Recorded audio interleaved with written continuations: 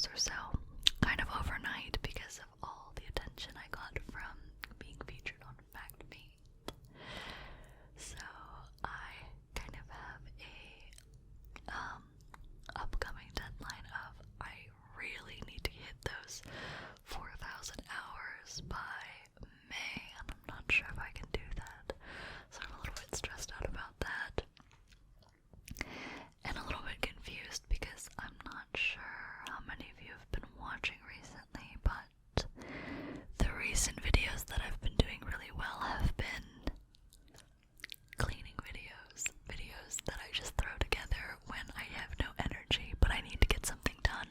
So I say, oh, okay, if I can, there goes the siren. If I can create a video and do some chores, then it feels less daunting to do. So I try my best to do it. But those videos have been exploding. They do really, really well, and I'm just like, God damn it. What about the videos that I have such a really good idea for? But yeah, so that happened.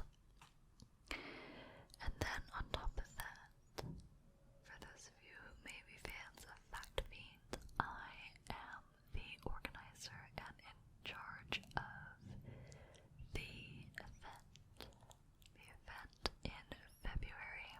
There's going to be a live Fact Fiend meetup. Unfortunately, tickets are sold out at this point, and I am in charge of the event essentially. I've been the one contacting the vendors, creating the schedule, the itinerary, and there's going to be some prizes and goods, and I'm ordering all of that. So that's been stressful, but an exciting opportunity.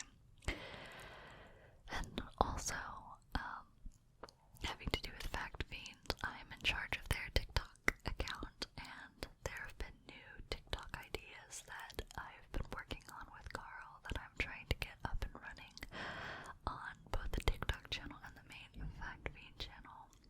So that's something I'm also doing meanwhile in the background, because I'm not monetized, because I don't have enough to pay the bills. I am running out of savings. I'm almost entirely out of my savings that I saved up from 2019 to 2020.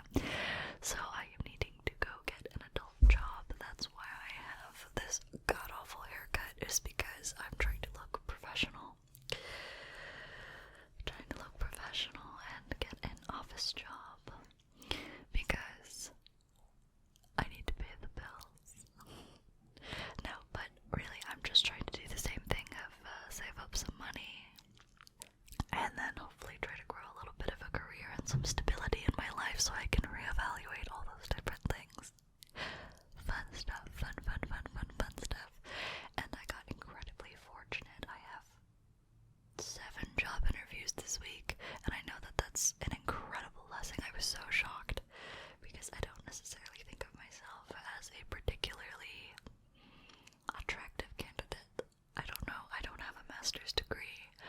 I am not a wizard when it comes to Excel. I mean, I know some basic things, but yeah, and then all these jobs pay more money than I ever have had in my life, so this isn't a flex, it's more just of an acknowledgement of a blessing I've been given.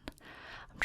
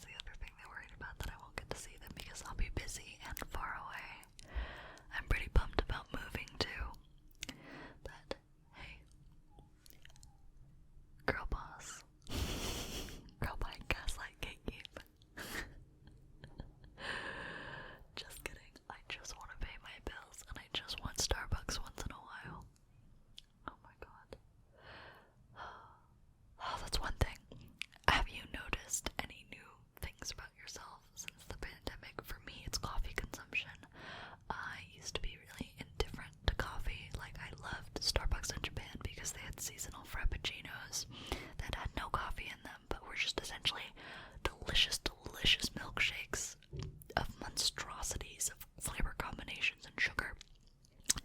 And I absolutely adored them. But since the pandemic, I have just become an iced coffee fiend. Maybe it's because I'm gay, but I don't know. I am just in love with iced coffee. Like, I was like, legit, my thought process to myself yesterday after I got this shitty ass haircut was, at least the salon is next to the only Dunkin' Donuts in the Sheffield City Center, so I can get Dunkin' Donuts. I didn't even want a donut. I don't like donuts. Just, I wanted a big ass iced coffee, and I do this to myself every time. I get a large because I'm like, fuck it, I'm American. I deserve a goddamn large hazelnut iced coffee, and I give myself a stomachache every time.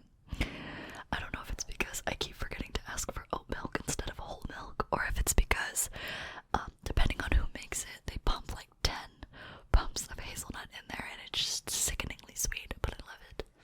I love it. I am 100% an iced coffee whore now, and I have no regrets about it. But do you have something similar? I have no idea if the coffee thing is just because I got older and I have no personality, or if it's because of the pandemic, and I just feel exhausted all the time. But I can't eat candy anymore. What about you? Have you noticed anything that you just developed as a habit suddenly one day? Hopefully it's not too bad of a habit. I like to think coffee's not terrible. I mean, like, it's not great. Like, absolutely. I think about how my mom used to drink like 7 to 8 cups of coffee a day, and I have no idea how she did it. Like, I feel ill after maybe 3 cups of coffee, or like 3, I guess, units of coffee. Like, a shot of espresso counts to me as 1 coffee. But yeah, got really off topic. I don't know. Do you guys like rambling videos of ASMR streams of consciousness? Because I think it makes kind of a constant sound that is kind of relaxing, because that to me is one of the most soothing things in ASMR, is when there's a sort of constant stream of sounds with very little pauses in between, that just the sort of constant, almost like a white noise of different things. But yeah, that's my life right now. How are you doing? Are you doing okay? Sorry that I'm talking over you, just trying to keep up with what I said about little pauses and trying to just keep going and going and going and going and going and going. And I'm also trying to test out different sounds, but I hope you're doing well. I know it's hard to be doing well with everything seeming so bad just right now when it's supposed to be new beginnings and stuff. Something that I find fascinating is that it's Year of the Tiger now. My sister is born in Year of the Tiger. My mom says that the biggest changes in our life tend to happen when it's our year of the Chinese zodiac cycle. Gosh, that makes my mom sound like some mystic Asian woman, but I think that's just a general thing of like, yeah, every 12 years a lot of big things happen. I remember Year of the Boar for me there was a lot going on. There were a lot of different things going on, and I'm really shocked by all the different, got this smudge right here, by all the different things that ended up happening, because I thought my life was pretty stable. And not much was going to change, but it did. My mom said she got married in her cycle. I wonder what's going to happen for my sister. She definitely seems to be in a transitional point in her life, but also at the same time she seems a little more settled than she did before. I guess that's the whole thing about your early to mid-20s, is that you're constantly in transition, you're constantly moving. I'm really curious what life is going to feel like when it slows down, when I get a routine, because honestly, I've never had a routine longer than 3 years, I think, since becoming an adult. Like, the most stable period of my life since ending high school was university, and then after that, my jobs kept changing. I moved a lot, and then since then I've moved country. It's crazy, and now I might be moving again.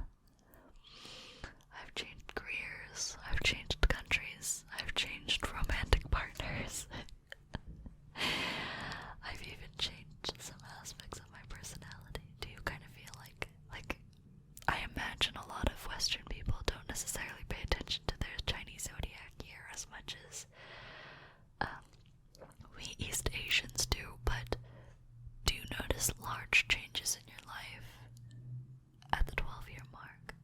Do you notice any sort of 12-year cycle where things really different and changing for you when you were 12 and when you were 24? I'm just curious. Feel free to leave a comment. That's the thing. I enjoy people so much. I enjoy them so much. So if you ever latch onto something that I say and you want to leave a comment, please do. I read all of them. I read every single comment, and I try my best to acknowledge them. Some of them I don't do anything with because, like, I don't know what to say. But that's incredibly rare. But yeah, I currently have so few comments that I see all of them, and I'd like to acknowledge all of them. Although YouTube does do a weird thing where sometimes I click on a comment because I get a notification that I got one, but then when I go to the video, it's not there. I don't know what it is. But anyways, I think this is a sufficient amount of time that I've babbled for. And hopefully we have some valuable data as to what good whispering sounds like. Anyways,